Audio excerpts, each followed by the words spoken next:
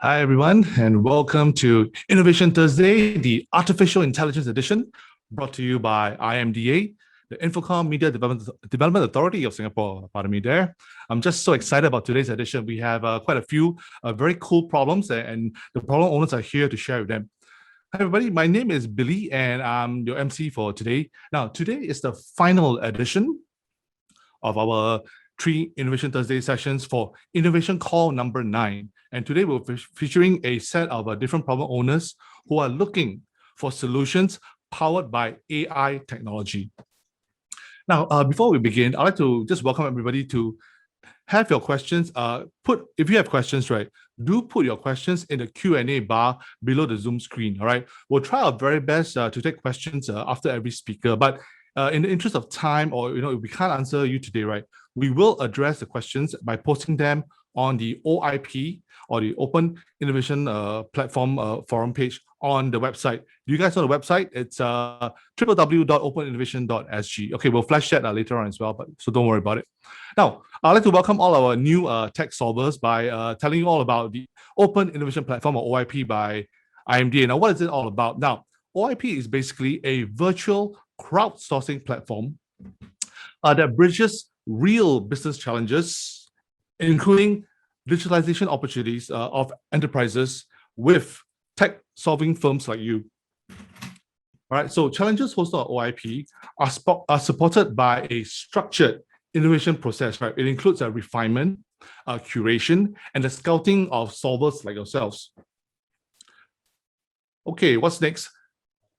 Challenges host. Okay, so the problem owners are like our presenters today, right? They will gain access to a diverse pool of solvers, both locally as well as regionally, while tech firms like yourselves, right, will receive capability support for evaluation and, most importantly, prototyping.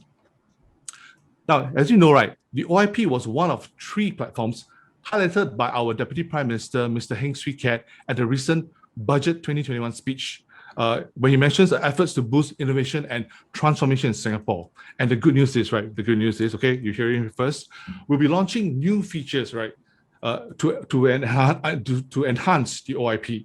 And the features include a discovery engine, which will facilitate innovation discovery, as well as a digital bench, right, to accelerate rapid prototyping. Okay, you'll hear more about this in the days to come. Now, for today, we're very honored to have our problem owners with us, and allow me to name them today. We have the Investment Management Association of Singapore, known as IMAS, I believe, and they're represented by 3 companies. We have Nikko Asset Management, we have Schroders, we also have BlackRock, and we also have other problem owners, right, who need solutions that are powered by AI technology. They include Schweger and Partners, the Urban Redevelopment Authority of Singapore, or URA, as well as Assure Singapore. So, on behalf of IMDA, I'd like to thank everyone for your support, right, for being committed to innovation and for being trailblazers in your industry. Okay, together, let us all appreciate that these companies are bravely stepping forward to take the lead in innovation and giving us the opportunity to solve problems together with them. Right, so today, they will share with us their challenges, and they also inform us what they're looking for in terms of the solutions that you are going to provide for them. Okay, now, the OIP also will not be possible without you as the tech solvers and innovators. So do get this opportunity to learn, to know more about the companies and their challenges, and also to network with the OIP community, and let's work together on the challenges. All right, so one more gentle reminder about the Q&A. So we do have a Q&A chat box. So if you have questions for every speaker, do raise your questions in the chat box, in the Q&A chat box, all right? So once again, thank you very much for joining us today and taking the time, and we're going to look forward to a very fruitful session. Okay, before we begin, I'd like to get my colleagues to share a very short video about OIP. Can we have the video, please? The economy of the future is digital, and innovation will be a key driver.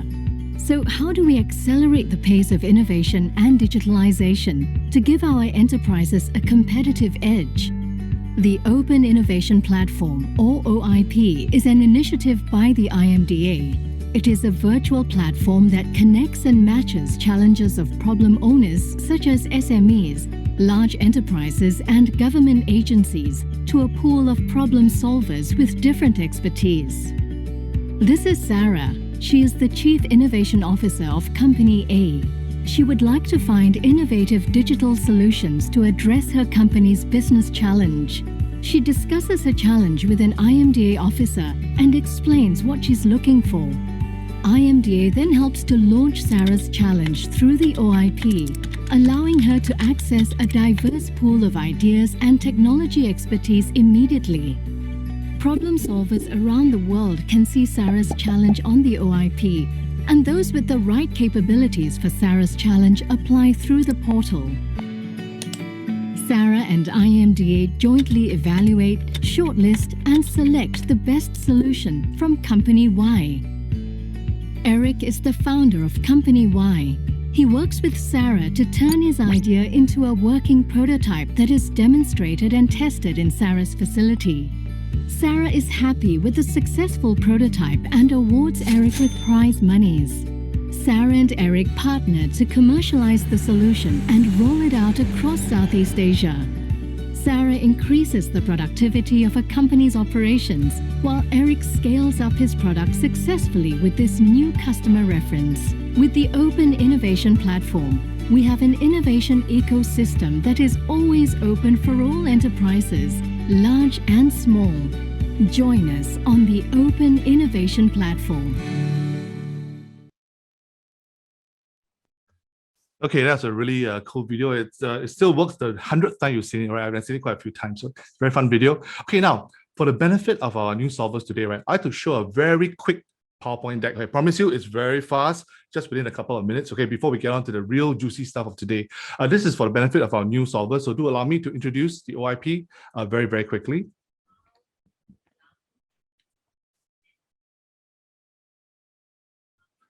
Okay, as you can see, it's my first time doing this kind of a trick. Okay, so can I ask my friends at Hi to help me flash the slides as well? I seem to have a bit of a system issue with my Mac.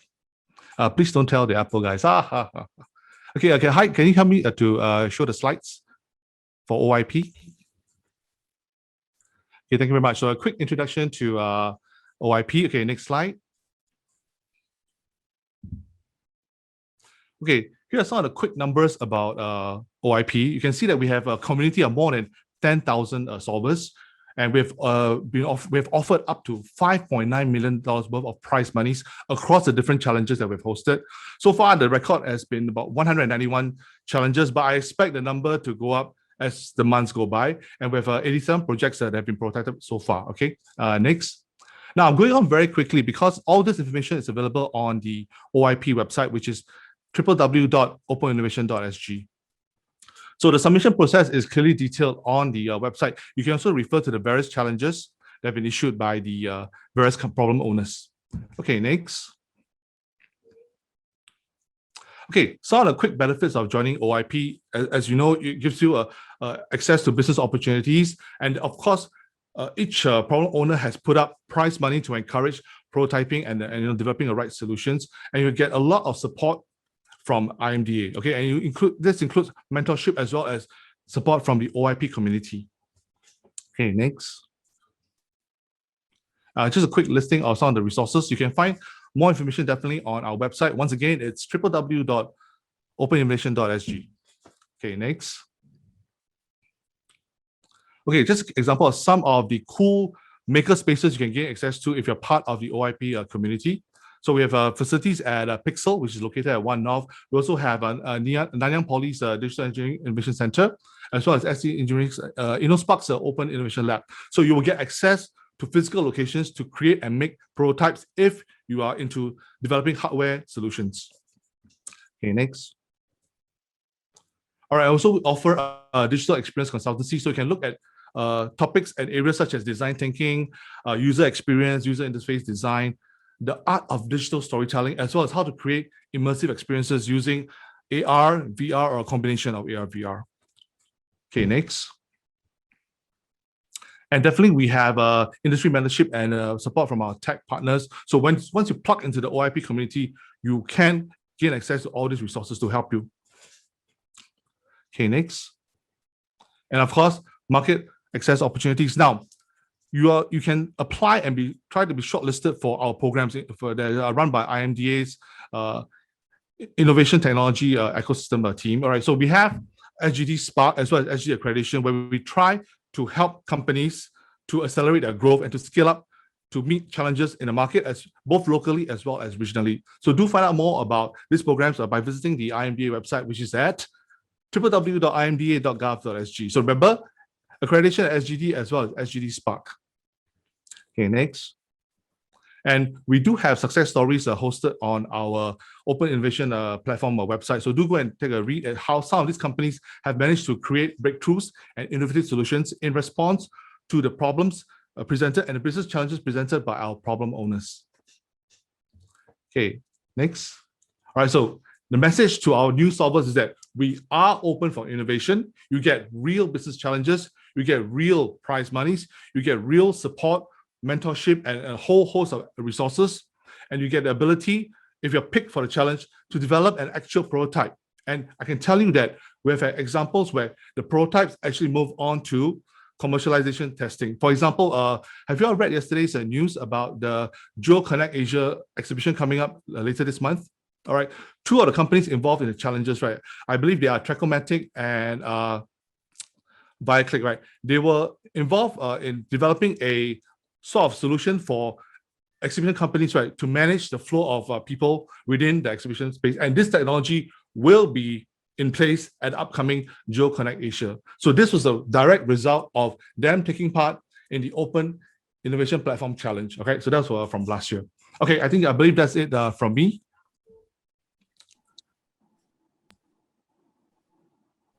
And I believe it's now time for our first speaker of the day to kickstart our series of AI-oriented challenges.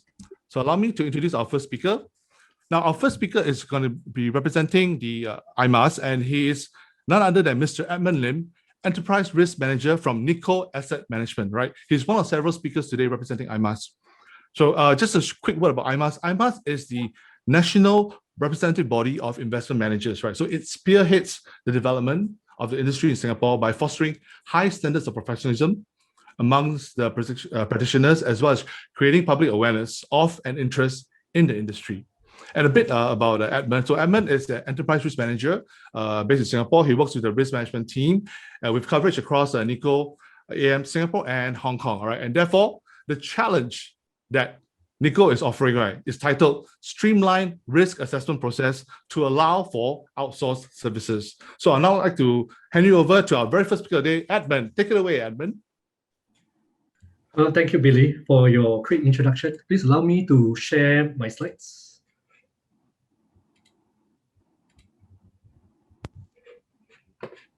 Okay. Just give me a moment. All right. First of all, I think let me thank IMDA and IMAS for this great opportunity.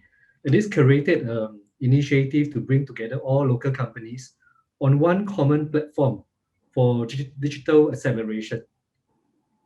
So for those who are not aware of who we are, Nikko Asset Management is one of the largest asset management in Asia, with a global presence in US, Europe, APAC, and 284 billion asset under management.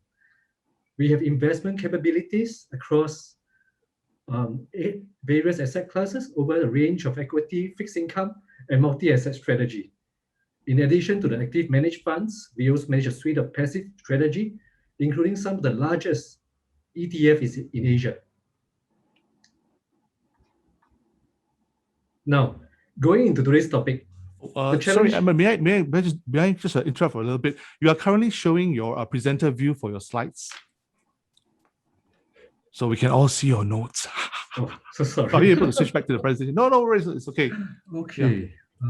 Let me see, how do I do that? Yeah.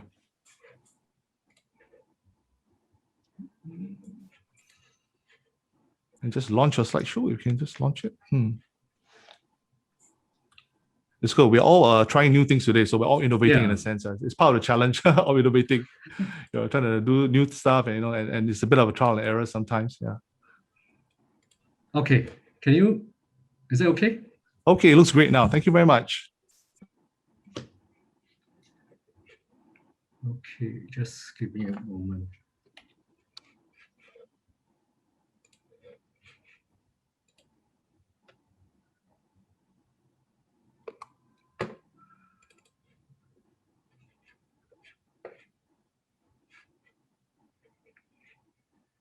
Hi, can you see my slides now?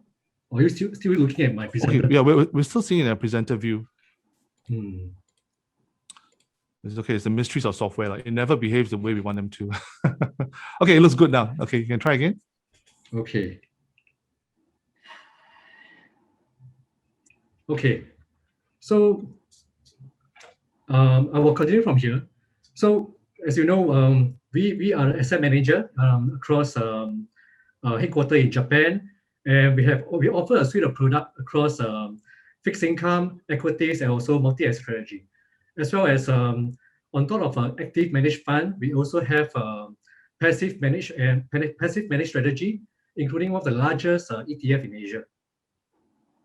So now coming to the problem that we are trying to solve today, right? So before I dive into the process itself, right, I just want to say that so outsourcing, right, basically is engaging a service provider for service that may be currently or potentially um, be performed by the company itself. So, right, although the outsourcing brings along benefits to the company, right, it also increases the risk to the company. So, if not properly managed, it will impact the company ability to actually to comply with the regulations uh, in uh, in Singapore. As you know, right, financial services is a heavily regulated industry in Singapore as well as all across the world. Okay, so can I get your attention to the colored arrows on the right of this slide? Um, so at Nico, right, we have a five-step outsourcing framework. The first step is we will have a lot of discussion at various levels in the company. Yeah, this we talk about the risk and the benefit, right? Once we are assured that the benefit uh, is more than the risk, right? Then we will go ahead and choose and select the outsourced service provider. Yeah. When we engage the service provider, there is we need to ensure that we have adequate contractual terms and conditions, so to allow us to retain certain level of control over and oversight over the service provider. And once we have onboard the service provider on the agreed terms and condition, we will perform periodic reviews on the performance. And lastly, step 5, we need to implement this exit strategy plan to ensure that there's a smooth transition to the new service provider or even to internalize to the firm. So as you can see, right, it's a complex process involving multiple stakeholders, subject matter experts inside and outside of the company. It also requires a lot of information exchange, including due diligence performed on the service provider, as well as gathering this information and assessment, right, and reporting and communicating across within the organization. And of course, the last two areas, so we have to continue to maintain the service provider, right, with the latest regulatory requirement. So the challenge is, right, how do we better streamline this process, right, using technology to allow the company to reach its strategic goals, as well as manage the risk and also um, comply to regulations.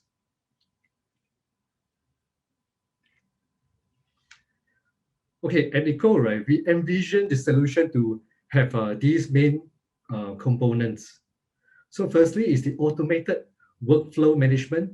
This is to allow collaboration between different parties across the organization and, and at different point of the outsourcing journey, as well as coordination of support and approval with different hierarchy in the organization. And there should also be a database to store and retrieve the information. The database should be able to integrate across different databases so that the information should not be, we do not need to duplicate or re-enter the information when the information is available already. And lastly, the dashboard, there must be a reporting creation tool as well as the risk trigger alert notification to all stakeholders.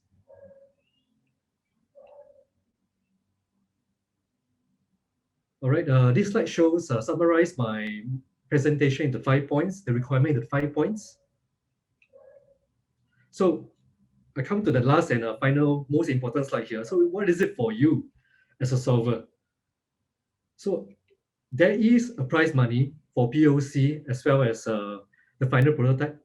You get the opportunity to engage asset manager and also to embark on this innovation journey with us. And lastly, there is a network of opportunity with other financial institutions as well. All right, thank you for your time. I'll now open for any questions if you have. Thank you very much, Edmund. Okay, well, welcoming questions from the floor right now in the Q&A chat box. If you have questions for Edmund and his challenge, do type them in and we'll try to respond as quickly as we can. In the meantime, I believe we've already received a couple of general questions regarding OIP, and we've already responded to them in the Q&A chat box as well. So do look out for the replies.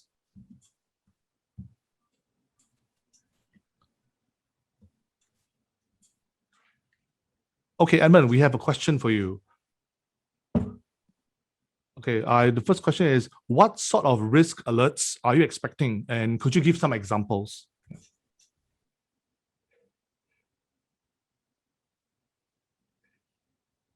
Okay, so what kind of the risk alert can be certain adverse news that is in the market, right? Let's say there's a downgrade of the credit profile of the company, or it could be a cyber attack.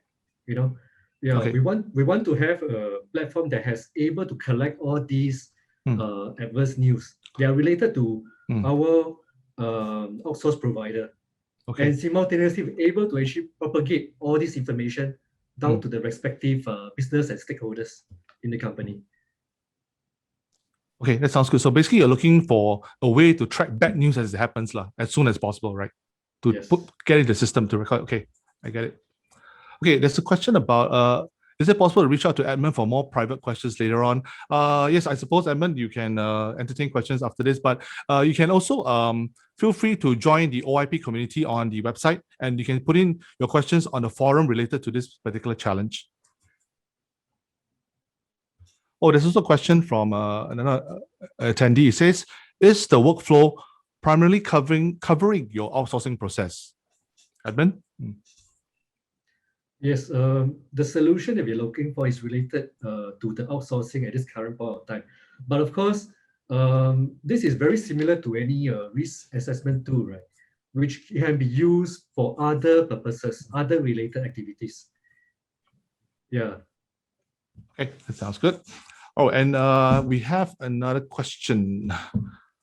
Let's see. Okay, there were quite a few questions. Okay, one person asked, do you currently use screening providers, for example, Dow Jones or WorldCheck?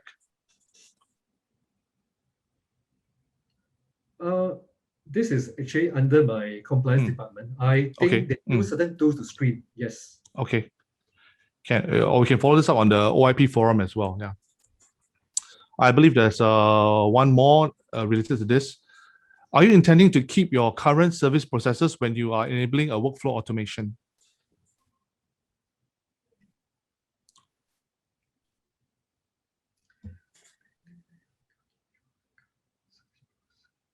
Or do you intend to keep the current processes? This is like a very tough question. Yeah, this is because yeah. I think for every organization, the outsourcing framework or processes is very bespoke and tailored to the organization. So I think the solution has to be agile enough to, take in consideration the different setup and infrastructure of different companies. Okay, that's a very good answer. Right. Okay. Well, the questions are coming fast and furious. Okay. One attendee asked, are your stakeholders both internal as well as external? Yes. Oh. So when we talk about the platform, right, we are actually collaborating with internal as well as external parties. External parties are our service providers, right? Yeah, we wanted to have this common platform where you can collect and store the information, because right now everything is on email. Yeah, that's right. Good. Okay. Another question. Are you looking to just support the Singapore operations only? Because the different jurisdictions have different regulations for third-party risk. So is Yeah. it only Singapore? It could be views across all the different jurisdictions that the company operates. Yeah. Okay, so the answer is it's not just Singapore, it could be across different jurisdictions. Okay, got that. And just let me scroll. Okay, we have, two more. Let's see, one. Arun Ramesh is asking, if we have a solution built on top of a licensed platform, will you be okay with that approach, Edmund? Built on top of a licensed platform. I think we have to see the prototype and what kind of license are we looking at. Yeah, and I think ultimately, when it comes to license and it relates to the cost, whether the company has the appetite. Yeah. Okay, but I think, Arun, I suspect nothing will stop you from coming up with a great proposal if you intend to build on a licensed platform. I think Edmund is open to exploring all sorts of potential solutions, right? We're not ruling anything out at this time, I believe. Yeah. Okay, thank you. Okay, I think we have time for just one more question. Okay, this is from, I can't pronounce this name. Okay, it's a very complicated name. All right, which department in Nico will be the main decision maker of this solution? Is it the compliance team or is it a procurement team? At Nico, we have the outsourcing management group. It's a committee. So I guess the solution will be floated to the committee for further decision. Okay, I believe this. Let me just look and see whether we have. One attendee asked, how do we reach out to send our proposal? Actually, the answer is very simple. You have to sign up to the OIP website to www.openinnovation.sg, and you have to register as a problem solver, and then you respond to the particular challenge. Okay, I hope that that answers your question. Okay, just let me scroll through to see what else is available. Do we have time for one more question, guys? Okay. Wow, Edmund, you're very popular today. Okay. I think we can just cover about two more questions. Okay, Michael Yin wants to ask if this is ESG compliance and based on what risk frameworks is. He wants to know if this is ESG compliance and based on what risk frameworks. This is outsourcing, but of course, I think the talk in the town is about ESG, right? Correct. And so environmental, social, and governance. Okay. Yeah, ESG, and I think MES is also promoting the ESG and environmental, initiative in Singapore. I think this element can be incorporated. Okay, so it can be a variety of risk frameworks, not just one, I believe. Yes. Okay, that's great. Okay. Wow. Okay. I think we have one final question, and I think this is something that everybody wants to know. What is IMA's involvement in the selection process? I think we have to take this question offline. Okay. We'll the collaboration is through IMAS. Yes. Okay. So it is a joint collaboration between IMAS, right, and your company. So yeah, basically, Nico and IMAS will probably have a say in the final decision. Okay. Thank you. I think that's about it for the live questions. Okay. Thank you very much, Edmund. I think we can let you off the hook as we move on to our second speaker of the day. Thank you. Thanks. Have a great day. And once again, if you have more questions, you can actually join the OIP forums on the website and post questions related to this particular challenge offered by Nico. Okay, now before we go on, I'd just like to answer a very typical question we received. Yes, we'll be sharing the recording of this session on the OIP website. So once again, you have to sign in as a member of the OIP website to view all the collected video recordings of the previous sessions as well. All right. Okay, we're going to move on to our second speaker of the day, and he's none other than Mr. Tu Ka Leong. He's the Innovation Manager at Schroders. Now, Ka Leong has over 15 years of professional experience, right, focusing on the R&D of technology, and he currently manages the innovation pillar within the operations innovation team at Schroders. Right, it's led out of Singapore and supported by staff based in UK and I believe Indonesia regional offices. Right, and the operations innovation team was established in 2017 as a driver to deliver RPA, which I believe is a robotic process automation, as well as intelligent automation for all business units within Schroders. So you kind of get the theme of what they were looking for. And I'd like to highlight that Ka Leong, right, is listed as an inventor for 3 patents granted by the US Patent and Trademark Office. So he is an inventor, okay?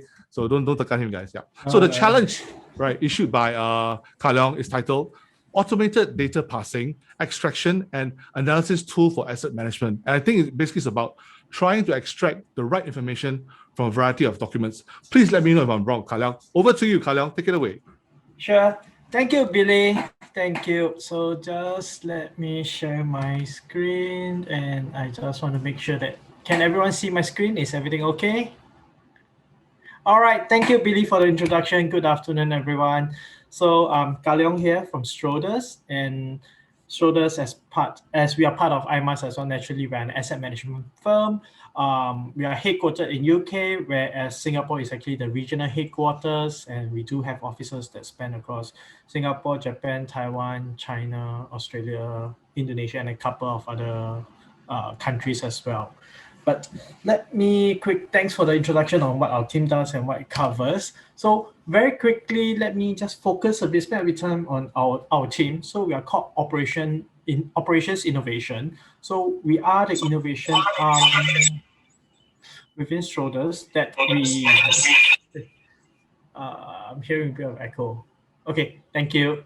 So we deal with innovation within Schroders itself, and our objective is to really deliver solution that helps the business with their business processes, to look at how new technologies, new solutions can be brought in, how we can enable business to run more effectively, more efficiently, and to really enable our processes, whether it's upstream, downstream, end-to-end throughout the business, to really have take advantage of what technology is able to provide us now. So really a quick overview in terms of what our team have achieved since in 2020. RPA is a very huge part of our team. It's the foundation at which our team was built upon to really introduce automation. We have benefits in terms from monetary to cost avoidance. We have also done up training for the teams, and like what Billy shared, for the Ops Innovation team, we are headquartered in Singapore, but we do have teams representing us in Indonesia, London, and Zurich as well. So from there, let's move on quickly to the challenge today. So just a very simple little exercise or to get us started on this. So when you see this picture, what do you see? Do you think you are seeing a duck, or are you seeing a rabbit? And just another picture, this is something we see very often at the start of the year. The first 3 words you see will be what you get, etc., etc. Well, first word I see food. I mean, I'm Singaporean. We are here in Singapore. Food is a very huge aspect of our culture. For those that are more on the other side of things, or the other common topics, you'll see things like peace, freedom, happiness. And in such diagrams and pictures, actually, we all know there are actually a lot of words in there.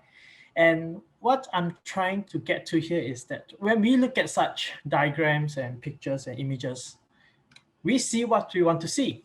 We all know what because each one of us, there's a certain kind of we are wired to think in a certain way, and this actually translates into how we do business processes. Because when we are working most of the time, when presented with a document or a piece of information, we read it based on our specialization and what are the information that we want to search for. So for example, what is shown here is a product highlight sheet. It's a regulated piece of document. It's something that we have to produce. And whether if you're coming in from marketing, from product team, legal, compliance, even regulators, each one of us, if we are wearing a different hat, when you look at the document, you zoom in into the area that is specific for your interest. Because every business groups have your own interest areas. compliance, they need to make sure that everything we said, all the disclaimers are there, is all covered. Marketing will check to make sure all the branding, all the terminologies are all updated in compliance with our global standards. Legal, I mean, lawyers, they will come in to make sure all the terms, especially on new clauses or specific clauses, are actually checked against. And if you think about it, when you are doing a actual manual work on this, how would a human perform this? Open the document. If it's a regular document, you open it, you will scroll down to where you want to find it, you zoom in and read through. But if something net new or something has changed, we have our best friend Control F. All of us would have used Control F, we know what keywords we are looking for, we zoom in, we search for it, then that's how we check through as well. So that is how manual processes work for documents. I'm just going to very quickly go through an example of what our team has done for Schroders, for our legal colleagues in relation to the LIBOR transition. So quick background, LIBOR stands for London Interbank Offer Rate, similar to SIBOR.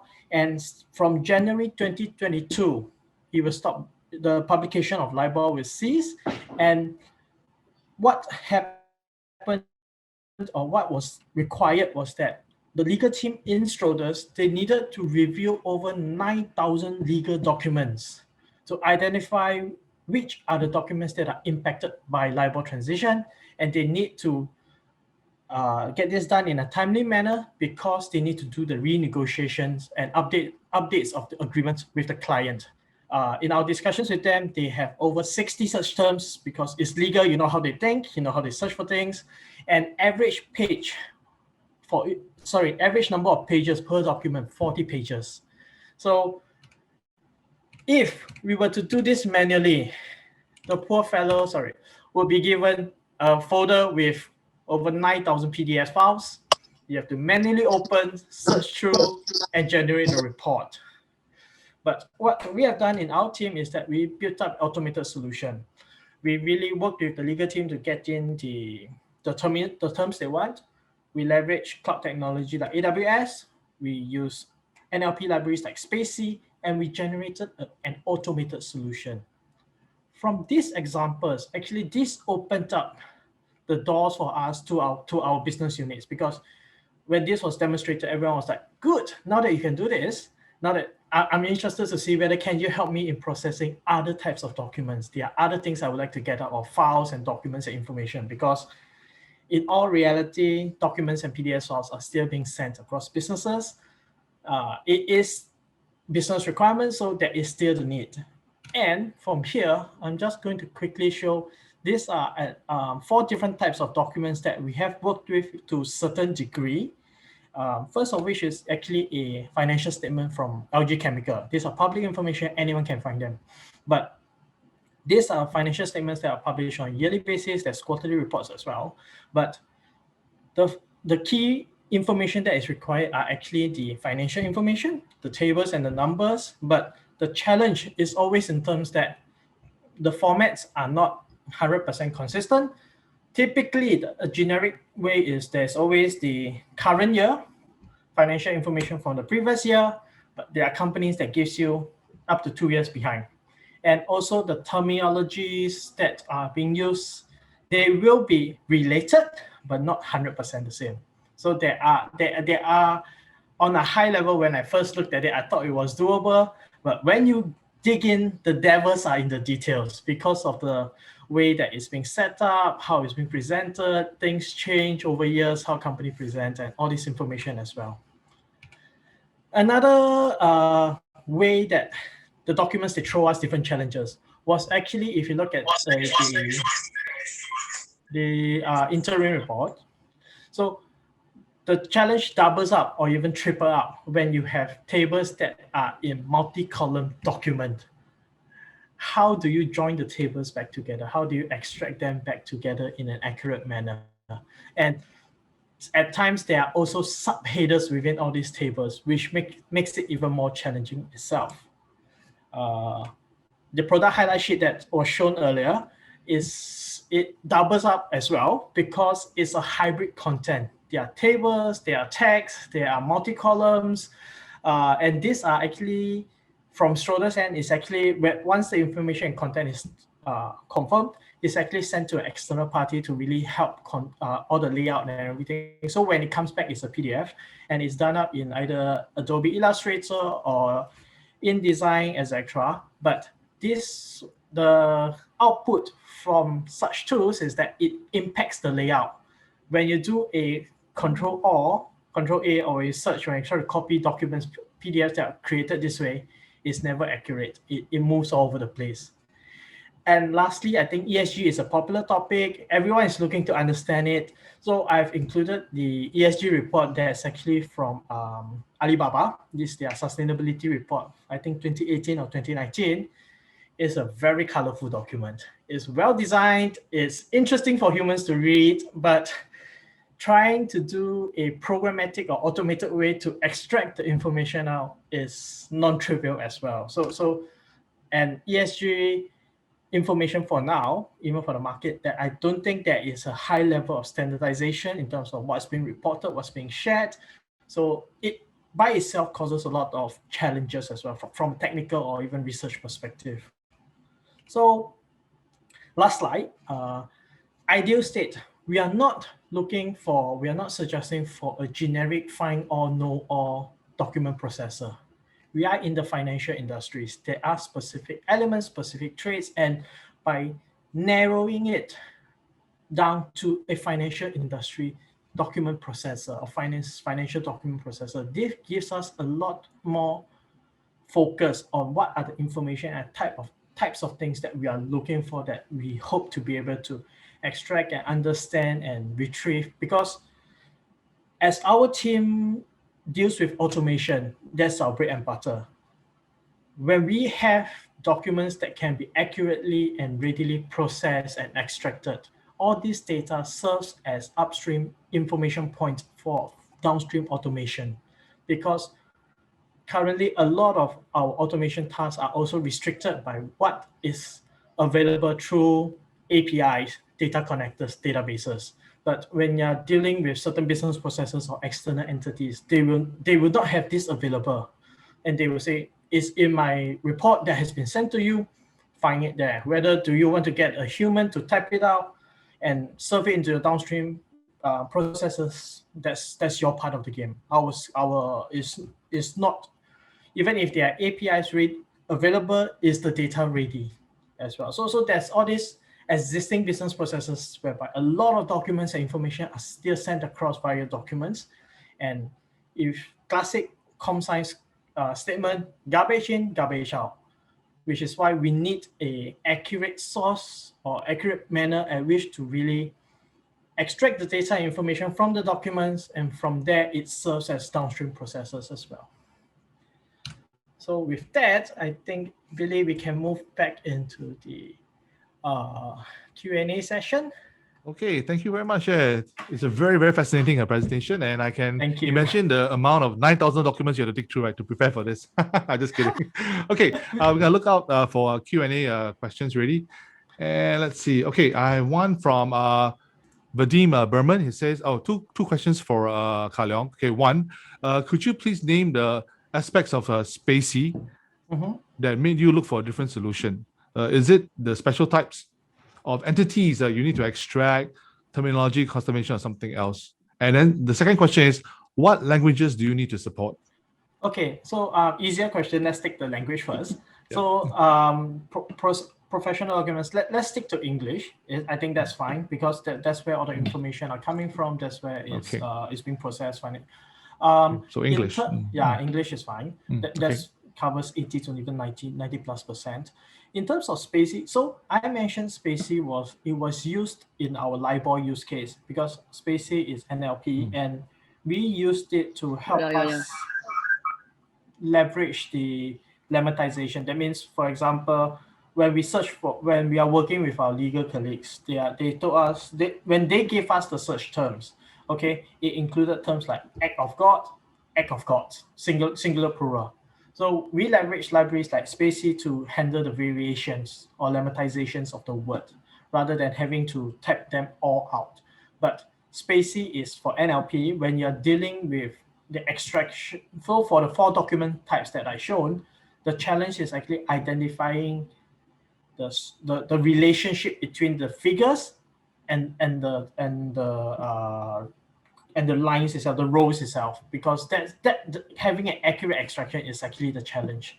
It's not so much on NLP side. Okay, so it's not on the natural language processing side. Okay, got it. NLP.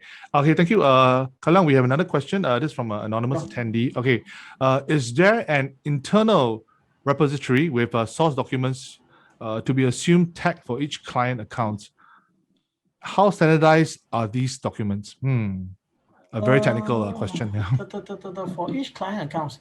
So, okay. So if we are talking about the financial statements, it's okay. So financial statements. Okay, maybe a point I missed out, but I just add on as well. So the likes of the data providers from the Bloombergs to the FactSets and Refinitiv, they do have financial information and data, but where we see the challenge is actually in terms of emerging markets or growth markets as well, because that's where the data are sparser, the coverage is lesser, but that's where a lot of activities are, because our teams actually do need to analyze and understand the performance or even the modeling of the data from such countries.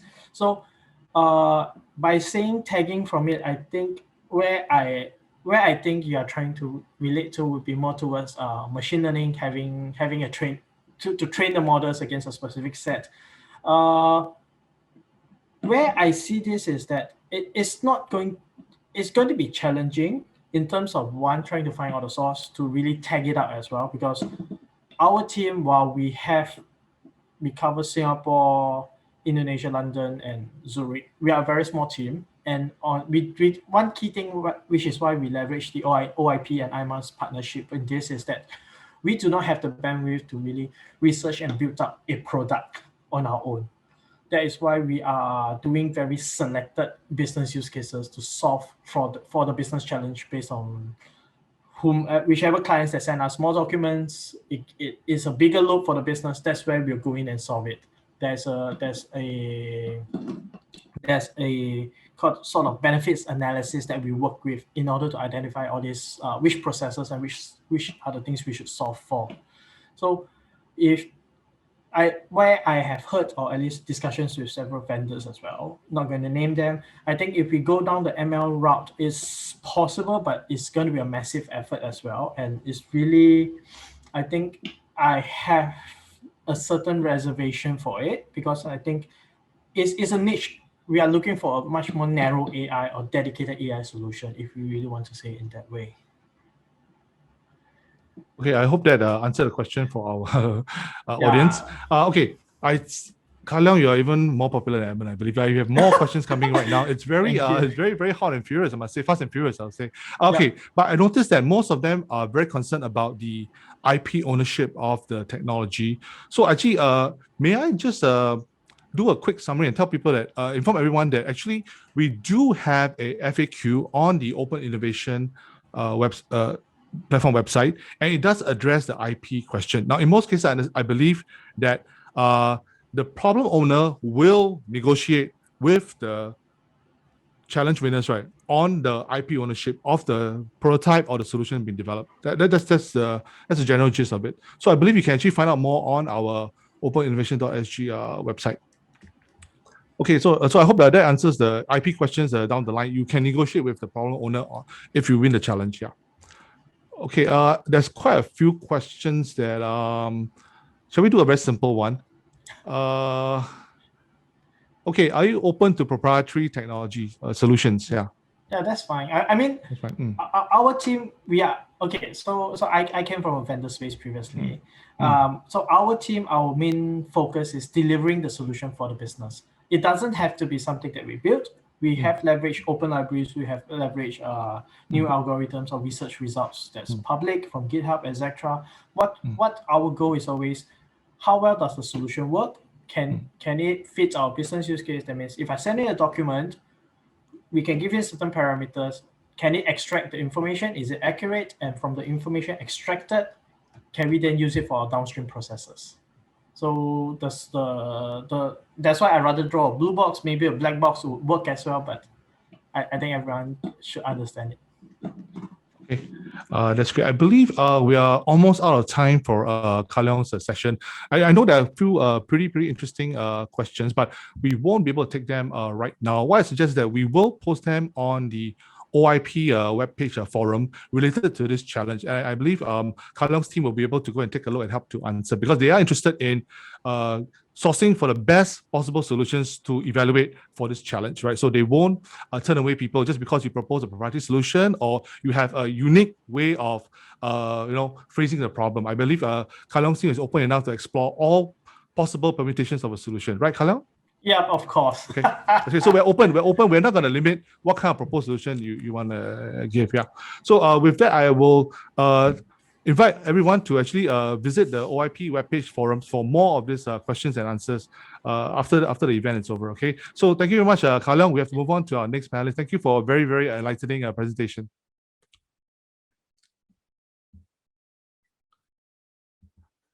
Okay, it's now time for our third presentation of the day, I believe, and we have two representatives who are going to represent IMAS, the Investment Management Association of Singapore, and they are Ms. Tricia Feng and Ms. Lai Xieling. Now, Tricia, she's the Chief Legal Counsel. She's the Chief Legal Counsel of Wealth and Asset Management Asia for Manulife Asset Management Singapore. Tricia is based in Singapore, and she oversees the legal teams responsible for supporting Manulife's Wealth and Asset Management's Asia businesses, and she also sits on the Asian Management Committee. Her next presenter will be Xieling, and Xieling is a partner with Allen & Gladhill LLP, and Xieling's principal area of practice covers investment funds, right, with retail offerings in Singapore being her area of specialty. So together, they'll present on this challenge from IMAS. It's called Automated Form Filling Workflow and Data Management for Asset Management. What an exciting name. I suspect it means it looks at how we can possibly automate the form filling processes for asset management firms in a more accurate and efficient manner. So please welcome Tricia and Xieling right now. Hi.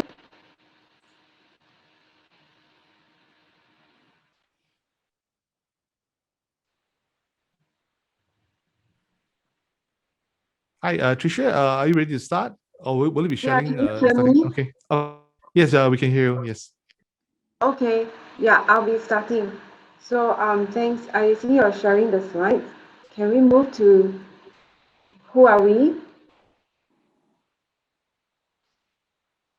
And then the next slide would be, we are representing IMAS, which is the Investment Management Association of Singapore.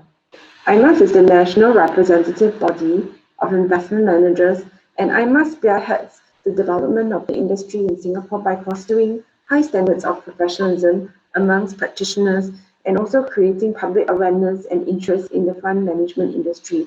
So IMAS has been around for 24 years, and we have about 150 members, which cover 1.4 trillion in AUM. We also are very active and have more than 12 committees and working groups. Okay, moving on to the next slide, we actually take a very comprehensive and enlightened approach towards industry growth. As you can see, one, we work very actively with fintechs in order to enable disruption, enable digitalization, and incubate creative ideas. Two, we actually actively engage regulators. So we do initiate closed-door sessions with regulators and issue guidance relating to regulations. Three, of course, we organize industry discussions and to drive industry thought leadership. And last of all, but not least, we also organize networking opportunities for all members and anybody interested in asset management. So that's really how we drive and develop the asset management industry in Singapore. So Sherlyn and I represent the legal committee. We're very proud of the work that we do to support IMAS. And today we're here to throw a challenge to all the fintechs on the line here. Indeed, all fund managers need to file forms with the MAS in relation to the funds that they set up, and each form is about 20-something pages long. So we are throwing this challenge to all the fintechs here today to ask them how we can automate the form filling of how we can automate the form filing workflow and data management for asset managers in Singapore so that we can be more accurate and efficient. Over to you, Shirley. Thanks, Trisha. Hi, everyone. So I'll be going through the problem statement and challenge with you in more detail. Basically, what we're looking for is really a system that can very quickly and accurately automate the form filing process for asset management firms. So this is a system that needs to reduce errors and improve efficiency. And just for background, so that you can understand how things work currently, MES currently requires fund managers to file new forms for new funds, as well as update fund details for existing funds using the OPERA system. So the OPERA system is basically an online system maintained by the MES, and updated forms for existing funds will need to be filed at least annually. But in practice, what we see in the market is that many managers file updates a few times a year due to very frequent updates made to the funds. So in summary, how it works is that updated forms currently need to be completed on the OPERA system itself. And each fund has around 200 data fields. And examples of information that will be needed includes, for instance, like the fund size, the assets under management of the manager, sub-manager, the disciplinary and financial records, and even the information on custodian, etc. So there's really a whole lot of information that needs to be collated.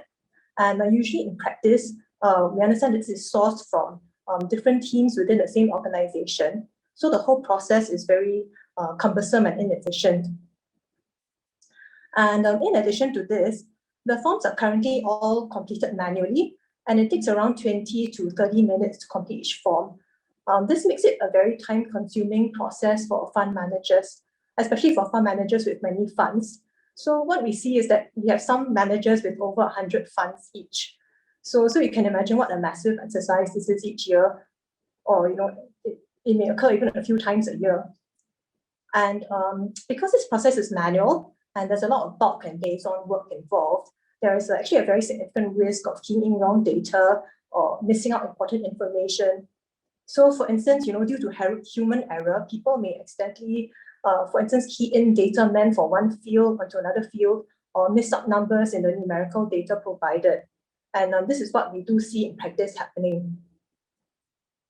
And as a last step, after the forms are completed, the final PDF version of the form will need to be downloaded and then signed by the fund manager and then filed on OPERA.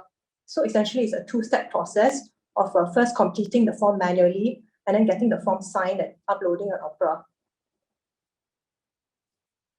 Moving on to the next slide. In terms of what we are looking for, we're looking for a solution that can automatically extract data to and from the OPERA system into a structured format, and then afterwards automatically populating fields from the structured format onto the OPERA system. So essentially, the solution will need to be a very seamless automated industry application. It needs to be very user-friendly, accurate, and efficient so as to reduce errors, as well as reduce the amount of time, energy, and cost currently spent on the form updating exercise. Additionally, the system developed will need to be a very secure one in terms of data protection so as to meet the security standards of the government. And in terms of testing, the prototype will need to be tested with at least one IMAS partner. And really the intent is for the system to be very widely used by potentially all IMAS members and across the whole asset management industry. Moving on to the next slide. Now, in terms of the possible use cases, I will give one possible use at my end, and Trisha will add on with another example. So as a possible use case, for example, hypothetically, we have a junior product exec in ABC Asset Management. Let's call her Serene. So ABC Asset Management is launching a new fund, and Serene needs to collate documents and input from various teams within the firm. And she must obtain data for 200 data fields in a form. And in addition to this, she has numerous other projects concurrently going on, and with multiple communication threads and emails, Serene has made some mistakes in the completion of the form, and she needs to find a solution to automate the form filling process so she's able to fill out the whole form accurately and also as quickly as possible. Okay, so this is just one possible use case. Not too sure of giving another example based on her extensive experience on this. Yes, thanks, Charlene. So the other use case that I'm going to talk about is Jane is a junior product executive in ABC Asset Management firm, and her responsibility is to ensure that the form stock with the MAS for all of ABC's funds are updated at least once a year. So this ABC Asset Management is not a very big firm. It has 50 funds, but Jane has to complete 50 of these forms every year and validate the information that she puts inside. Of course, Jane has her own day job. Over above form filling, she needs to deal with the business and think of new product ideas, keep track of what new products are out there in the industry, and she really wishes that she could find a way to automate the completion of the 50 forms so that she can focus on her normal day job rather than go through a manual form filling exercise of 50 forms every year. So I mean, just from the in-house perspective, I think this form filling is a real, it's something that a lot of fund managers struggle with. Fund managers don't hire people specifically for this form filling. So this form filling needs to land on, say, legal or product or some other department where somebody needs to act out the extra time to coordinate and collate all the data as well as fill the forms. So our design here is we think that form filling is sort of minus, but it's of course very important to MAS that this data is collated. So our challenge to the fintechs out there is really, can we find an industry utility or a solution that can save all the time spent on this by the financial industry and yet help MAS collate the data. On to the next slide. And then the question is, what's in it for you? So this will be a challenge where you will there's a up to $20,000 prize money.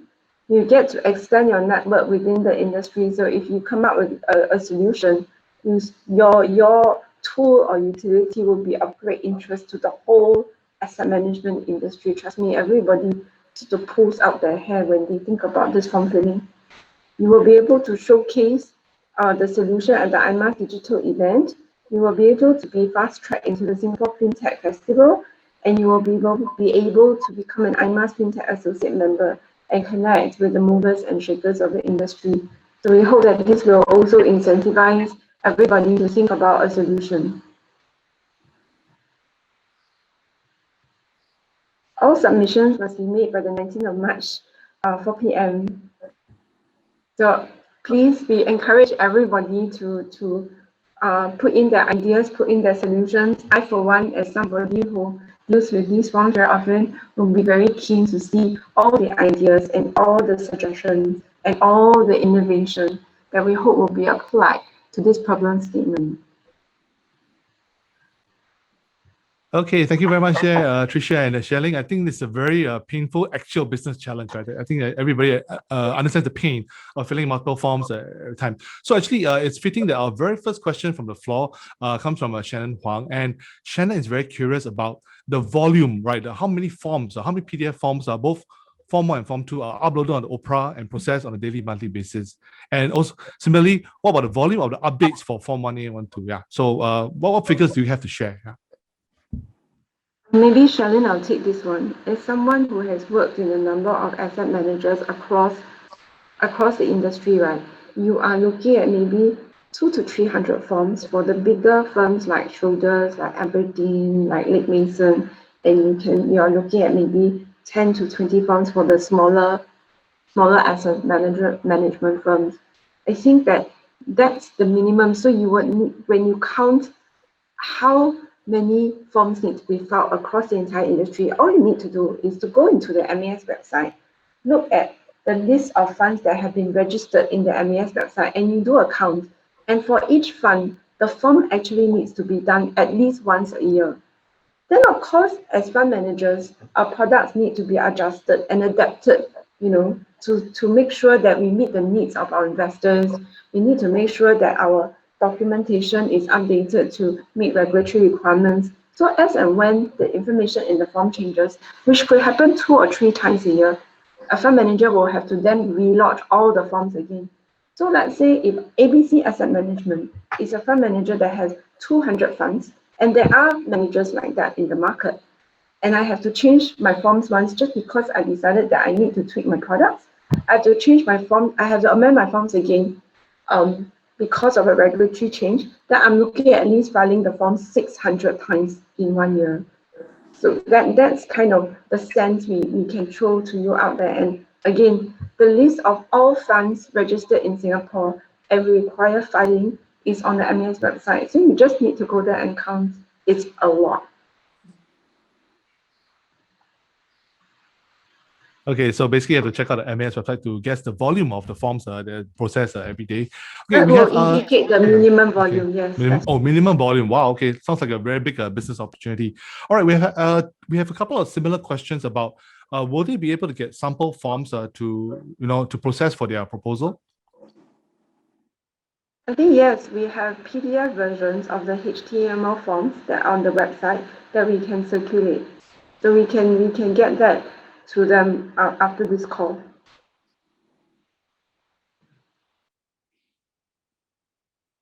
Yeah, I believe you can put it on the OIP forum if I'm not wrong. Okay, so I'm going to consider that is answer. Yes, we will be sharing the sample forms. And a couple of more questions. Well, this is a very hot topic, I must say. All right. So I think Ashfaqi is asking, is data in PDF handwritten? No, it's not handwritten. It's It's typed handwritten, in. okay. Typed in, okay, it's typed in. So hope we answer that. So okay, James, you answer your question. Okay, Isaac James asks, for submissions, is there anything specific they're looking for? Course, concept, slides, demo. So what do you need to have in the submission? Yeah.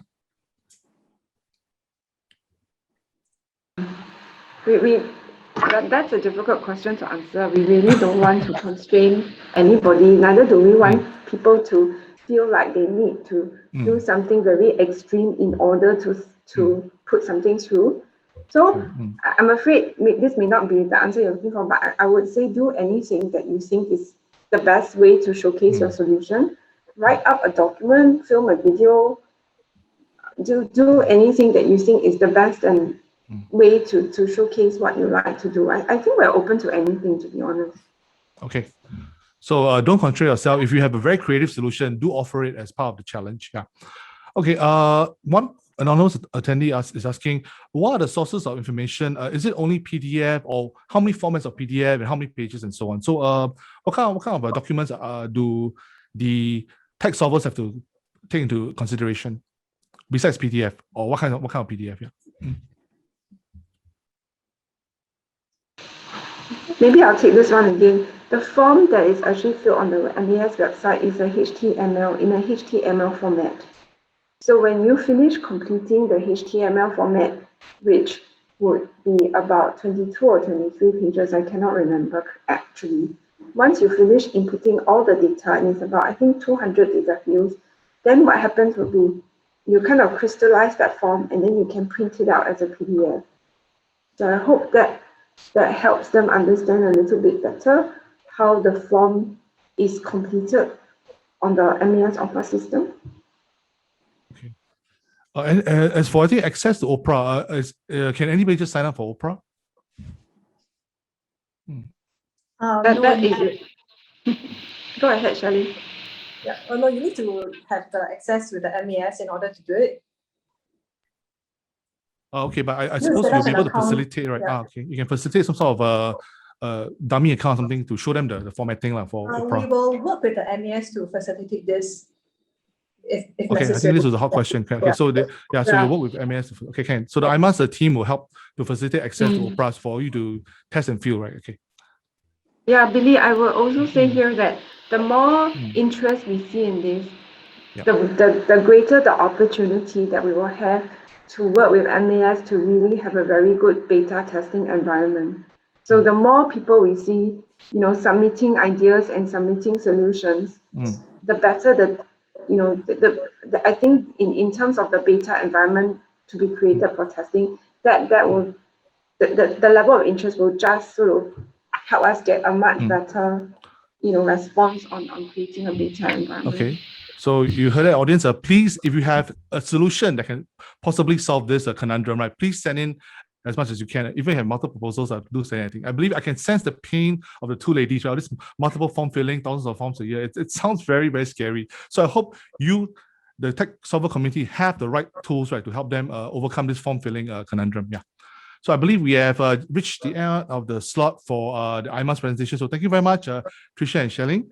Thank you for sharing. And again, we'll follow up with, you can follow up with more questions on the OIP website, the forum related to this challenge from IMAS. Thank you. Thanks, Billy. Thank you. Bye.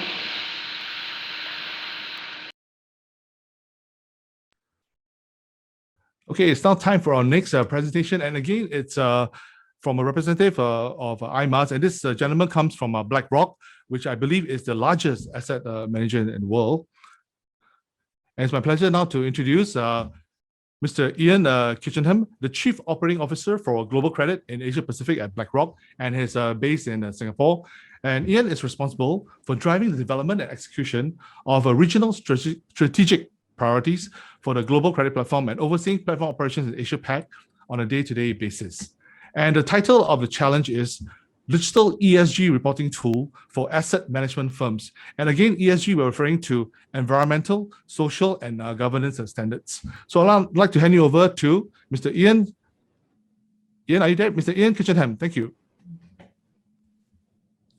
Thanks, Billy. Hopefully everyone can hear me okay, and potentially even see me on. I can hear you okay. Thank you. Fantastic. Thanks for the introduction. So hi everyone, my name is Ian Kitchenham, and I'm here today representing IMAS and BlackRock as partners in digital innovation. Just as a little bit of background, BlackRock is one of the world's largest and leading asset management firms. As a fiduciary, we manage about $8 trillion of investments around the world in Asian companies and European companies and US companies. In our business, technology and digital innovation is both a huge investment opportunity, but also a fundamental business enabler. Here in Singapore, we're proud to be part of the Investment Management Association of Singapore, which is obviously the national representative body of investment managers. And we're very proud of the work that IMAS and to the extent we have done in developing the asset management industry here in Singapore for the past 24 or so years.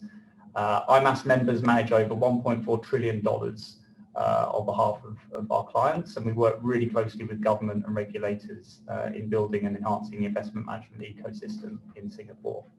So my day job is in alternative investments as the Chief Operating Officer for BlackRock's global credit platform here in Asia. We invest about $50 billion in Asian companies, and one of the key areas of expansion, interest, and development for us is with regards to environmental, social, and governance considerations. At IMAS, I'm a member of the Digital Innovation Committee, and we run innovation collaboration programs with fintechs such as Fintech Jams and various digital innovation programs. And importantly, we engage regulators, organize industry discussions, and constantly seek to provide both clarity for our partners and to identify cutting-edge and disruptive technology solutions, which really brings me on to our innovation challenge today. So let me talk a little bit about our problem statement. So environmental, social and governance, or ESG considerations, are an important topic geopolitically, and they're now definitely front and center in the minds of investors around the world. In 2020, the EU, China, Japan and South Korea all made historic commitments to achieve net zero emissions over the next 20 to 30 years. With the changing of the guard in the US political space, the US has also committed to rejoining the Paris Agreement. And our CEO and chairman, Larry Fink, has been very public in stating BlackRock's position that there's no company whose business model won't be profoundly affected by the transition to a net zero economy over the next 20 to 30 years. So no investment firm can ignore the change that is already happening and will accelerate over the coming years. Now, these changes are generational, but even as we sit here today, our clients, our investors want to know that their investments are not exposed to undue ESG risks.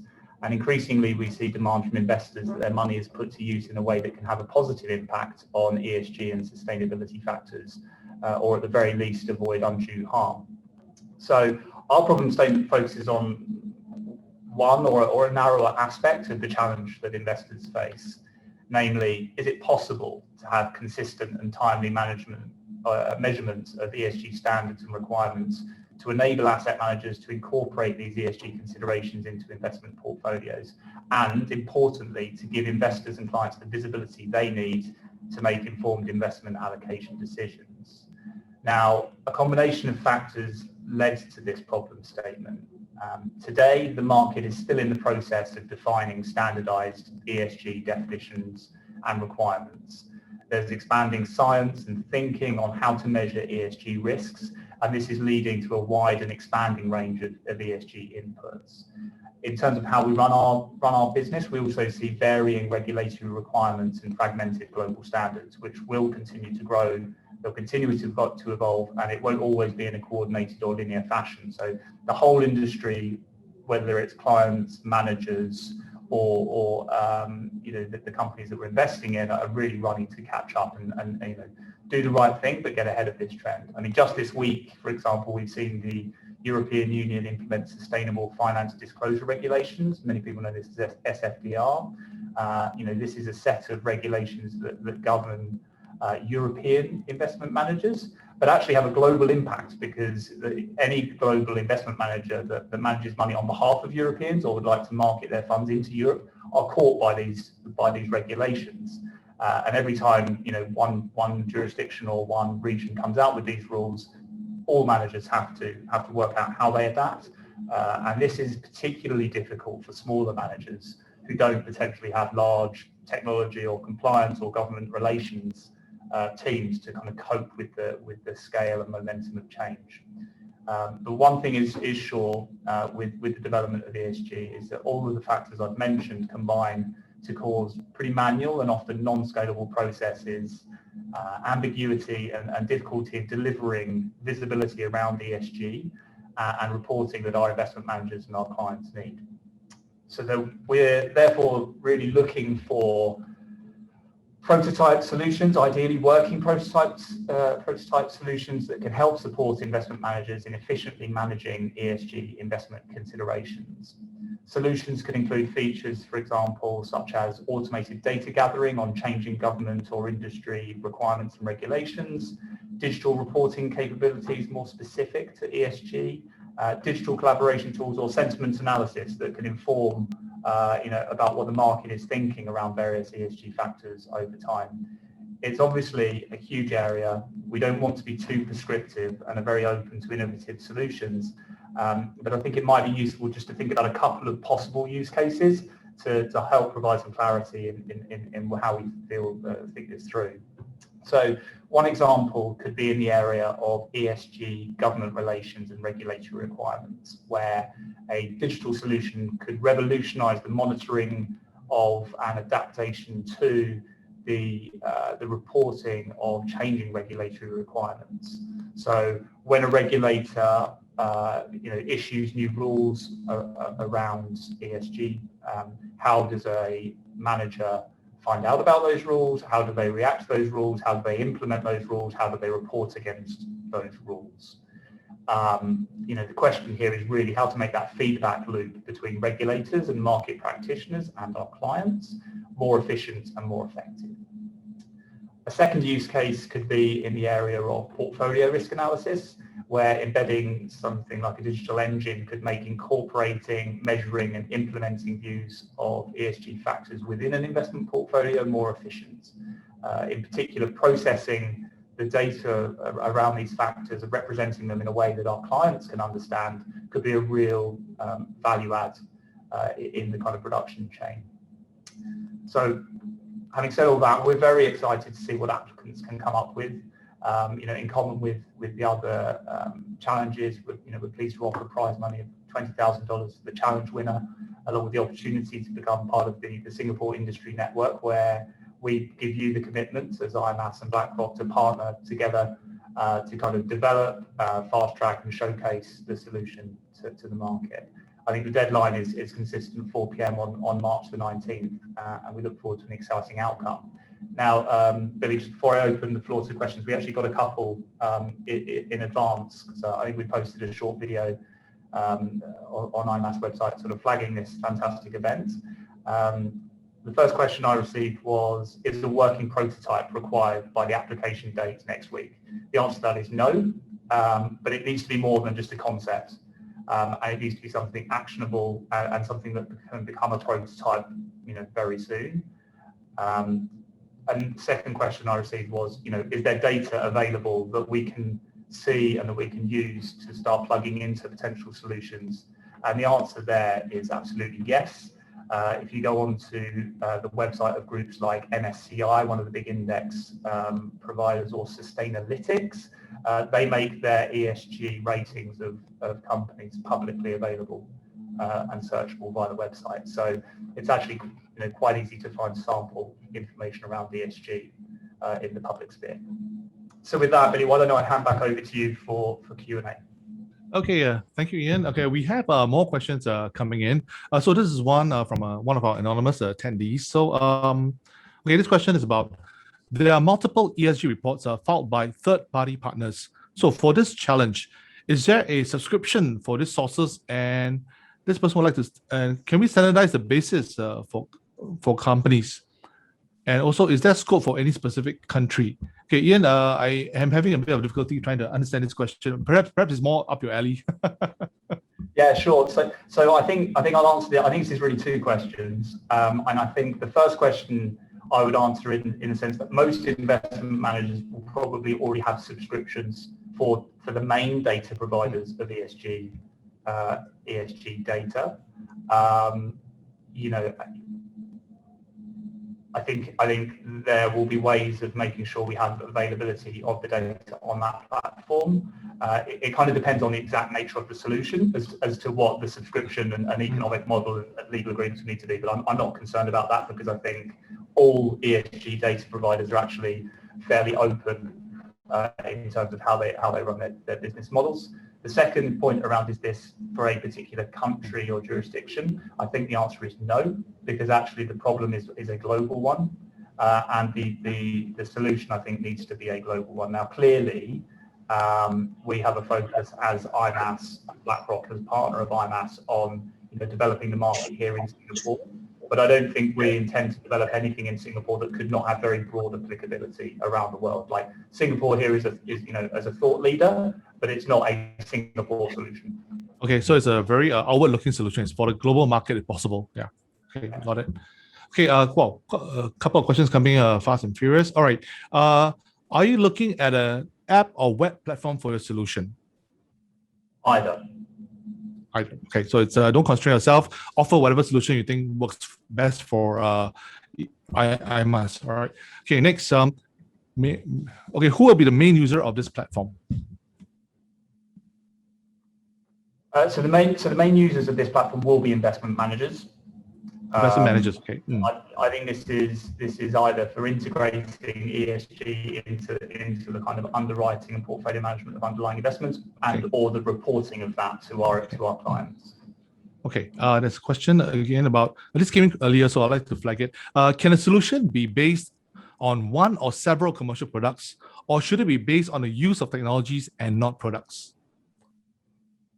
How would you answer that, Ian? I'm not sure I completely understand the question, but I think, to be perfectly honest, whether it's product or technology, I think we're agnostic, because again, I don't think this is, in a sense, this isn't a single issue, and there isn't a single solution, if you see what I mean. So I think we would be open to talking about both. Okay, so I suppose the general answer is that we are open to all sorts of possible approaches, right, to solve this problem, right? So don't limit yourself to whatever's on the shelf or off the shelf. Yeah, I suspect that that's what we are looking for. Okay, and then Peter Chan is asking, what is the current workflow around how the asset manager is notified by the regulator of changes in regulations? The current workflow. So that's a great question, and that's one of the key problems is, and the answer is it kind of depends, right? And that itself is one of the challenges. So some particularly the larger investment managers have big government relations teams and work with groups like AIMA, the Alternative Investment Management Association, or a SIFMA, or various other industry bodies in partnership with regulators. Typically, and this is not standard because every country or every jurisdiction does things differently, a set of proposals will be developed in kind of a white paper form by a regulator or a group of regulators, which will be published out for comment to the industry and industry participants like ourselves at investment managers, and we'll respond, and there'll be kind of a to and fro process over a period of months or years, and then depending on the regulatory legislative body, that will be written into law and implemented. Now, there are certain jurisdictions where that doesn't happen and the pace of change is much faster. China is a perfect example of a market where actually things move much faster, and the kind of the cadence and the traditional kind of, I'd say, sort of consultation process can be vastly condensed, you know, in the kind of spirit of development.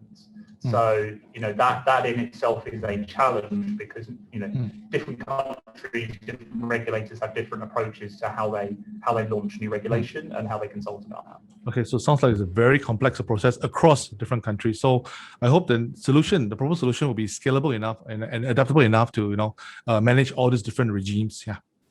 Okay, there's a question that's very specific. Ian, why not just use Sustainalytics?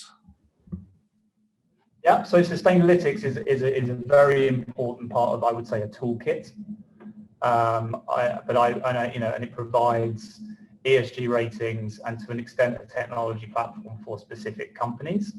But it is just one of a range of similar companies. Sustainalytics is a company owned by Morningstar. Now, investment managers, I think, you know, ultimately our clients are looking for kind of an open or free market approach, and tying an entire solution to one company such as Sustainalytics, you know, may well be a good thing, but it probably doesn't answer the whole question. And obviously, as people start, you know, incorporating ESG into things like investment decisions, you know, companies, investment managers, clients will want to and need to build their own views around sustainability. So I don't think anyone would advocate for just using one single source of, you know, of data, if that makes sense. Okay, I think the reason why we have all these challenges is because there's no magical tool on the market that can instantly solve all these issues. Therefore, we need to have a call out to the general, you know, tech solver community to come up with possible solutions that we can explore in prototype. Okay, Ian, I believe that's just about all the questions, so we can let you off the hook right now. Thank you very much for a great presentation, and thank you very much for answering the questions. So once again, Ian is representing IMAS in this challenge. Thank you, Ian. Thanks, Billy. Okay, next we have another speaker. And just give me an opportunity to introduce them.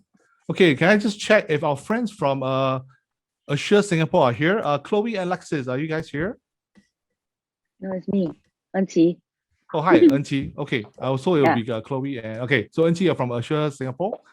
Hi, welcome. And I believe your challenge today is about how to enhance a customer's experience through data-driven process and decision making. So are you ready to share with our audience your requirements, your challenge, as well as what's in it for them? Yeah, just give me a minute. Yeah. I'm trying to share no problem. screen. Yeah. Actually, you know, we're a little bit ahead of time, so no worries. You can, you know, take a few seconds to load up your screen and all that. Okay.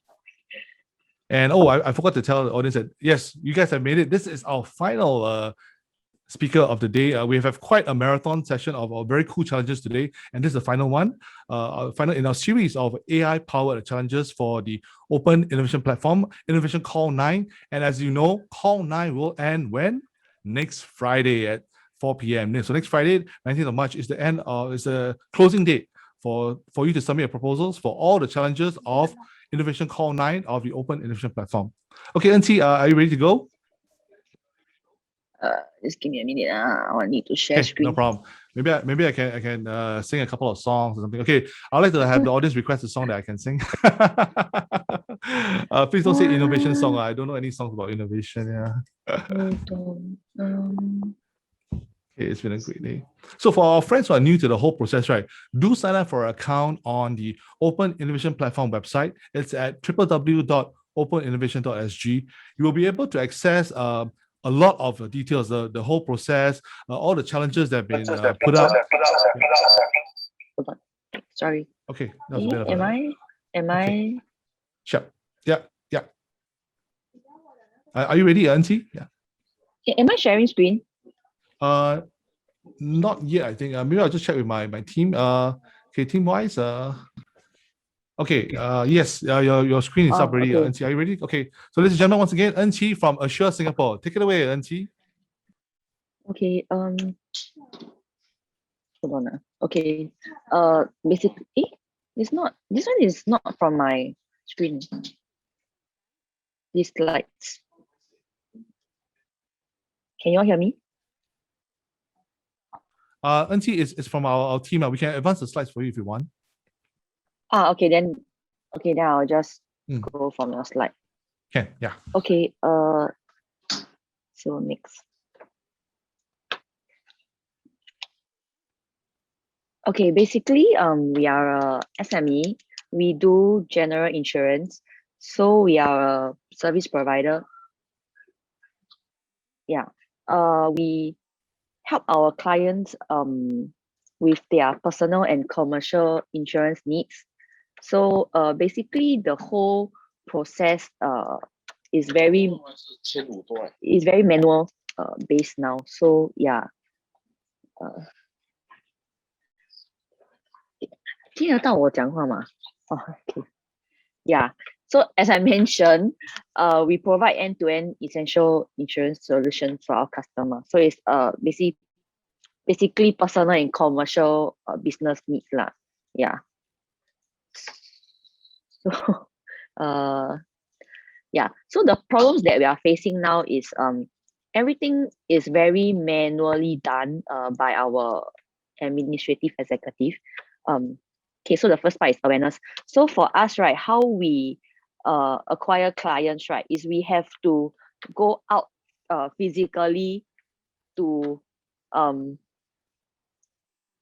road shows and events to manually acquire the clients, and then we have to manually key in their data and save it so-called in Excel lah. And then when these clients contact us for quotation, right, we then have to again manually go to the individual different insurers that we represent to generate the codes required from the clients and then manually send to the client again.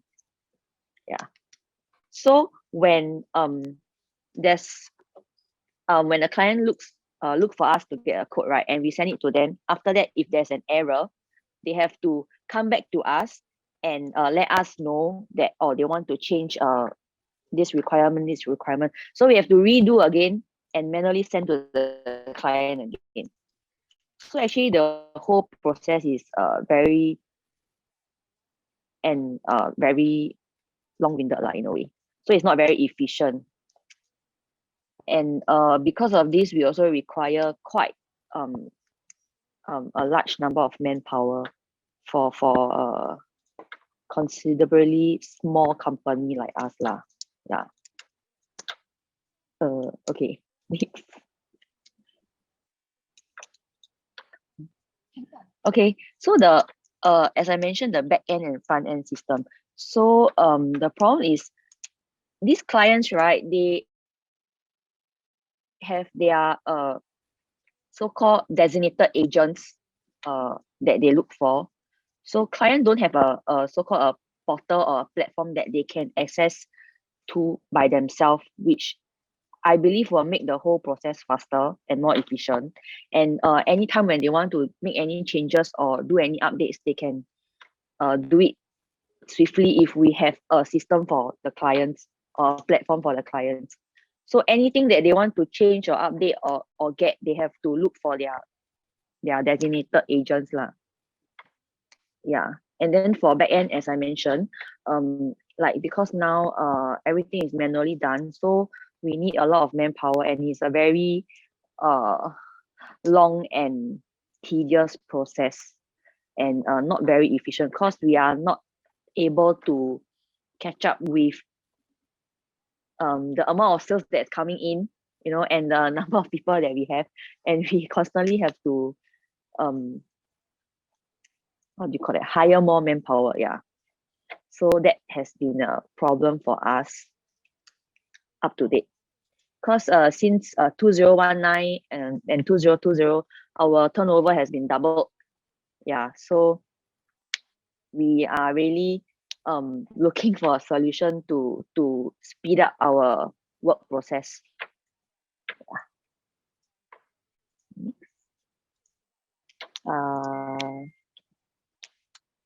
Yeah, okay. For this part, right, like I mentioned, because we are a third party agency, so we still have to go through insurers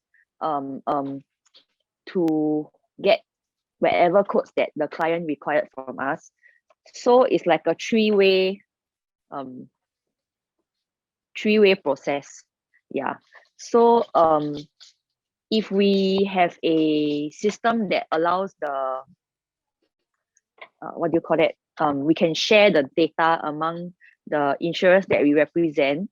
Then it will also help to speed up the work process and the workflow, instead of the admin executive going to individual insurers to do it one by one for the same client. So if we have a portal that we can just enter the client's info and send it to the individual insurers, and instead of going to one by one individual insurers to key in manually, then yeah, there will be a faster workflow, yeah, and more efficient. So then we also can the turnover time to get back to the client will be also faster lah. Yeah, and we will be less prone to miss out any clients, because now the what do you call it, the sales flow is getting more and more. Yeah. So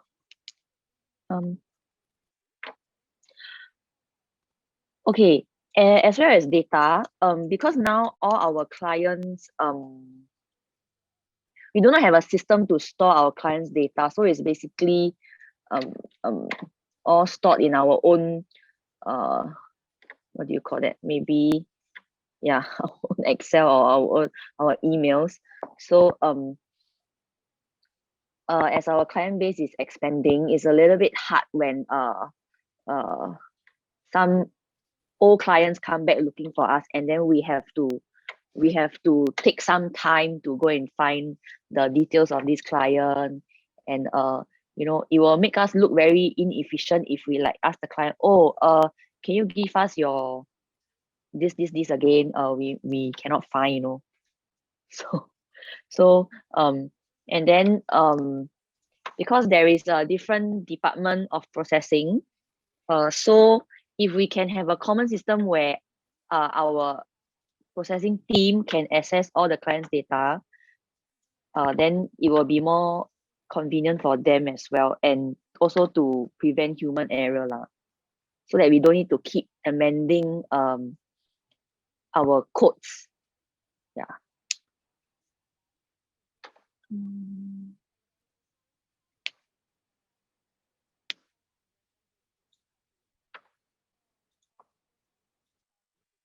Okay, so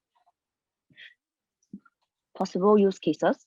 So if an agent, for example, I'm an agent and a client requests for a quote from me, I will have to manually go to the LTA system. Okay, let's say for a vehicle insurance quote, I have to manually go to the LTA system to retrieve the client's log card, which will have all the vehicle details of the client, and then I have to clarify with the client his driving license details, his accident claims, his NCD, his current insurer, his car loan. So actually there are a lot of details to gather from the client, which sometimes if you verbally ask over the phone, the client might give you wrong info, or he might say, why must ask so many info? So if we can have a system where there's the client can so-called save his own it's like a client's portal where he can save his own details. Then anytime when he need any codes, our back end can just retrieve from the data, the client's data, and efficiently send him the code within the same day. Yeah. And of course there will be no human error if the client has the data has been saved in the system. And okay, so for existing clients, right, renewal is also a problem because for renewal, we represent 3 insurers actually. So each insurer has different way of updating us on clients renewal. So we have to manually go to the system to retrieve each client's renewal, or sometimes insurers there themselves might miss out as well. So we will have to take note and send in to request from the insurer. So if say the system can allow us to prompt us on new cases, like example this for now we have new cases. So next year around this time the system will be able to prompt us, okay, there's a renewal coming up. Then we will lessen the chances of us missing on clients renewal. No, and because that will mean loss of business as well. Yeah. Okay, and yeah, payment is also an issue. Because like I mentioned, we represent 3 insurers, and all 3 insurers have different payment modes. And because we are a credit agent, so client can so-called buy first and pay later. So sometimes we miss out on payment as well. And some clients, they prefer to make iBanking payments. So it's also quite difficult for us to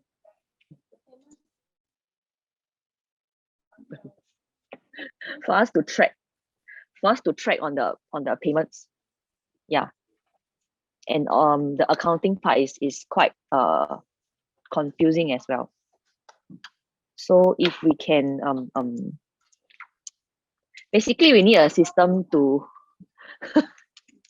because everything is done manually, so we need a system to record everything, and easier for the admin to go back and look back and for record purposes. Yeah. Next. Okay, I believe this is the same. So we are finding a supplier to help us with this system, this solution, to improve our workflow, backend and for clients as well. So it will be a dual platform and system for the clients as well as our backend. Yeah.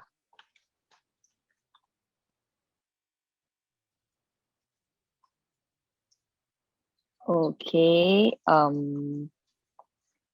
You can just read through this. Yeah, I think that's about it.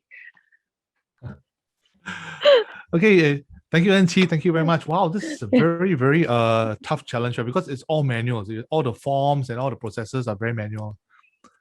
Because we are SME and I think we are quite young, less than 5 years. Yeah. So everything is really quite manually done. But then because when turnover become double, right, then it's quite a headache. Yeah, I can understand. So it's a very, very real world business challenge, a very painful business challenge, just like some of ours. And I believe some of our tech solvers out there in the audience will definitely have the right fit of tools, right, to potentially solve this issue. So now we're looking for questions for NT and Assure Singapore. So I'd like to welcome the audience to key in the questions in the Q&A chat box. We're looking at this challenge from Assure Singapore. It's how do you enhance a customer's experience, right, through data-driven processes and decision-making? And you are helping to visualize a traditionally, quite manual process. Yeah. So I'm pretty sure we have experts and solutions providers in our audience who have the potential tools to solve this conundrum for Assure Singapore. So I'm looking forward to some of your questions. I'll give a couple of seconds. Anyone? Enqi, do you have any frequently asked question that you encounter when you talk about this challenge? Questions that people always ask your company? Wait. I again, sorry. Yeah. Any kinds of what are the some kind of question that people ask you regarding to this challenge? The most common kind of questions about this challenge. So far. So far, our audience are quite shy, lah. They don't want to ask any questions right now. I suspect you gave a lot of details, so I think they probably have enough details to formulate, a potential, solution or proposal in their minds. Yeah. So I'm gonna give it a couple more seconds. Guys, a final chance to ask our problem owner, Assure Singapore, on their challenge, which is to enhance customers' experience through data-driven processes and decision making, right? And this, in the insurance, business. And going to help a SME, right? Like Enqi said, a very young, a very small SME, right? To tackle this very, very monumental business challenge. So if you have any questions, do ask right now. I'm scrolling through, hoping to see a relevant question, because this is a great opportunity to ask, the problem owner. If not, it's okay. You can also take the weekend to consider and then post, your questions on the OIP forum that's located on the OIP website. Okay, as you know, the closing date for all the challenges for Innovation Call 9 is actually next Friday, the 19th of March at 4 p.m. So we basically have just about a week and a day, right, to tidy up all our proposals and submissions and to get it ready to submit before the deadline, which is next Friday, the 19th of March. Okay, I'm still looking for questions. Any questions? Okay, I'm going to do the whole, traditional auction, calling once, calling twice. Final call for questions for Enqi from Assure Singapore on their challenge, which is titled Enhancing Customers' Experience Through Data-Driven Process and Decision Making. Anyone? I'm hoping to find someone with the right question for Enqi. Okay, if not, Enqi, thank you very, very much for your presentation. And I hope that we will get enough response from our tech solvers community for your challenge. Thank you very much. And ladies and gentlemen, thank you very much for sitting through our Innovation Thursday, the Artificial Intelligence edition. It's been a very great day of sharing. And I thank everyone for staying on this call, for asking our questions as well. A big thank you to all of our problem owners for clarifying the questions from the audience and also telling them what you're expecting in your challenge, right? For our friends in the audience who have questions not answered, right, do look up for the OIP forum to update the questions, and I will try to get our problem owners to respond to you via the forum on the OIP website. So once again, closing date for submissions for Innovation Call 9 will be on Friday, the 19th of March, 2021. And of course, do look forward to our brand new Innovation Call 10 coming very, very soon. All right. So for more information, do visit our website, openinnovation.sg, or email info@openinnovation.sg. And also, I would like to invite you all to support IMDA as well. We are on Facebook, YouTube, and LinkedIn. So do like, subscribe, and comment.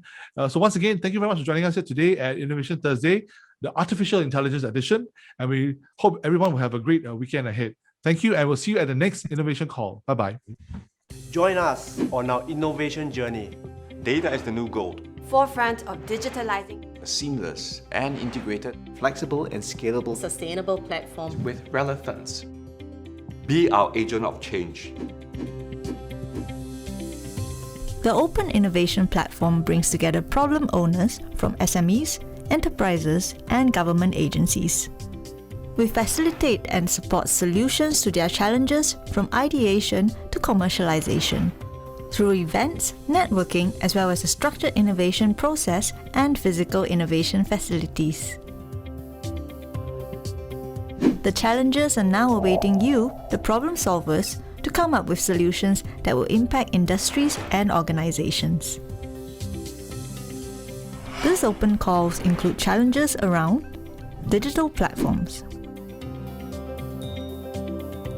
hardware, artificial intelligence, and operational digitalism. The Open Innovation Platform Call 9 has 20 new challenges and $660,000 in prize monies. Find out more at our website.